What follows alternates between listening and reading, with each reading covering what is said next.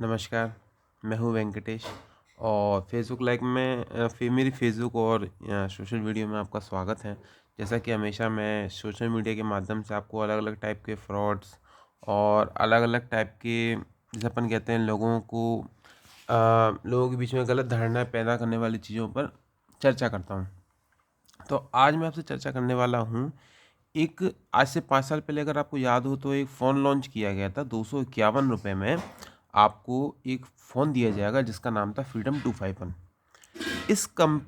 ये जो कंपनी थी, इस कंपनी का नाम था रिंगिंग बेल। तो इसके सीईओ थे, मैं ख़ैर आपको जानकारी के लिए बता दूँ कि अभी कुछ समय पहले उन्हें रिंगिंग बेल्स कंपनी के जो सीईओ थे, उन्हें अभी जो है क्या कहते हैं ग्रेटर नोएडा से पुलिस के द्वारा पकड़ लिया गया है और उन्हें उनके ऊपर वैधानिक कार्रवाई की जा रही है। लेकिन अभी भी इस पूरे स्कैम में 2 बातें बचती हैं कि जिन लोगों ने अपना पैसा उसमें प्रोडक्ट में खर्च किया, क्या वो वापस मिलेगा? नंबर 1 क्वेश्चन कि अगर लोगों ने मान लीजिए मैंने उनका फ़ोन खरीदा, जैसे मेरा फ्रेंड था, उसने रिंगिंग बेल का अपना एक एक फ़ोन बुक किया, लेकिन अभी तक उसको ना कोई रिफ़ंड हुआ है और फ्रीडम 251 के नाम पे उसका कोई पैसा वापस नहीं हुआ है और उसके लगभग इस प्रकार से 1,500 रुपये डूब चुके हैं। तो क्या ऐसे लोगों का पैसा वापस होगा? तो अभी तक इस विषय में कोई सरकार की स्पष्ट बात या क्या कहते हैं पुलिस का अभी तक स्पष्ट कोई बात आई नहीं है। वो सीईओ पकड़ लिया गया है, लेकिन उसके पीछे जो मास्टरमाइंड लोग थे वो अभी तक पकड़े नहीं गए हैं। इसके अलावा इस कंपनी का एक और स्कैम था, जिधर मैं आपको पॉइंट आउट करना चाहूँगा कि ये कंपनी और किस तरीके से लोगों के साथ स्कैम कर रही थी, आप सोच पाएँगे? शायद वहाँ तक आपकी निगाह भी ना जाए, लेकिन वो आपके साथ पैसा स्कैम भी कर रहे थे। अब आप कहेंगे वो क्या है? वो ये है कि जब फ्रीडम 251 को उन्होंने कायदे से मार्केटाइज़ किया, तो उसके ऊपर उन्होंने मोदी जी की फ़ोटो लगा दी और उसके अलावा मेक इन इंडिया लिख दिया। लोगों को लगा कि पता नहीं क्या सेंट्रल गवर्नमेंट कोई योजना चला रही है, जबकि सेंट्रल गवर्नमेंट का या किसी भी गवर्नमेंट का उससे कोई लेन-देन नहीं था। उसके बाद में उनकी जो वेबसाइट थी, उस वेबसाइट के ऊपर लगभग per day millions of views आ रहे थे, मिलियंस ऑफ व्यूज़। उन मिलियंस ऑफ व्यूज़ के बाद में उनकी जो वेबसाइट थी फ्रीडम 251 की, उस वेबसाइट को ओपन करने के बाद में आपके पास काफ़ी सारे पॉपअप्स आते थे कि आपने वेबसाइट पर टैप किया और आपके सामने काफ़ी सारी एक नई वेबसाइट खुल के आई या नया पॉपअप हुआ। आपको पता है कि सिर्फ उस साइड पॉपअप्स के ही तरीके से, उस वेबसाइट पे आ रहे ट्रैफिक के तरीके से ही फ्रीडम 251 कंपनी ने करोड़ों रुपए एक्स्ट्रा कमाए थे। फ्रीडम 251 कंपनी ने लोगों से तो पैसा ले ही लिया।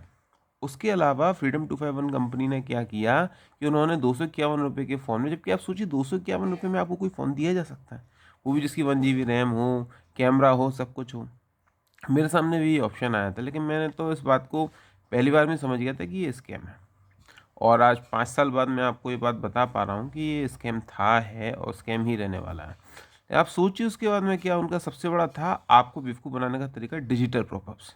आप वेबसाइट पे जाते थे, आपके सामने एक पॉपअप सामने आता था और उस पॉपअप पे आने के बाद आप जैसे ही वो पॉपअप क्लिक होता था, तो वो लोग एड्स के तरीके से आपसे एक्स्ट्रा इनकम अलग से चार्ज कर रहे थे, जिसमें लगभग इन्होंने कुल मिलाकर के 1,500 करोड़ से लेके 3,25,000 करोड़ रुपए तक का घोटाला किया है। अब आप कहेंगे कि ऐसा तो तब तक संभव नहीं है जब तक कोई बड़ा हाथ इनके ऊपर ना हो। क्योंकि आप ये बात सोचिए कि अगर पुलिस ने इस व्यक्ति को गिरफ्तार कर लिया है, तो इसके पास वो सारे अकाउंट्स हैं जिससे इसने पैसा लिया है, तो पुलिस इसके ऊपर दबाव क्यों नहीं बनाती कि ये वापस करें? Question number 1। क्वेश्चन नंबर 2 कि इसने जब ऐसा किया है तो ये कंपनी का सीईओ को अकेले गिरफ्तार करने का क्या मतलब है? इसके पीछे तो और भी लोग हो सकते हैं ना। आखिर पूरी जांच सामने क्यों नहीं ला रही पुलिस? आखिर छुपाया क्या जा रहा है लोगों से? तो यही कुछ महत्वपूर्ण सवाल थे। फिलहाल वीडियो संदेश में सुनने के लिए आपका धन्यवाद। आपके महत्वपूर्ण कमेंट्स के लिए मैं आपके साथ रहूँगा। खैर, जाने से पहले एक आखिरी चीज़ पे मैं आपका ध्यान केंद्रित करना चाहता हूँ कि फ्रीडम 251 को जब स्कैम घोषित कर दिया गया है, उसके बावजूद भी आप देख सकते हैं, मैं आपको दिखा रहा हूँ कि किस प्रकार से अभी भी ये स्कैम चल रहा है। और देखिए इंटरनेट पे इसको जब आप फ्रीडम 251 सर्च करते हैं तो आपके सामने क्या ये मेरा कंप्यूटर स्क्रीन है और आप देख पा रहे हैं कि मैंने गूगल पर सर्च किया फ्रीडम 251। फ्रीडम 251 सर्च करने के बाद में आप देख रहे हैं कि इसमें अभी तक विकिपीडिया इसके बारे में ये कह रहा है कि फ्रीडम 251 एक इंडियन एंड्रॉइड मोबाइल है। लॉन्च किया गया था 18 फरवरी तक, 21 फरवरी तक रखा गया था। 6 जगह वेबसाइट खुलना बंद हो गई थी, लेकिन अभी तक इसका जो स्कैम था, अभी तक इसके ऊपर जो आप ये देखिए, अभी तक इसके रिव्यू दिए जा रहे हैं, सब कुछ किया जा रहा है, अभी तक ये चल रही है।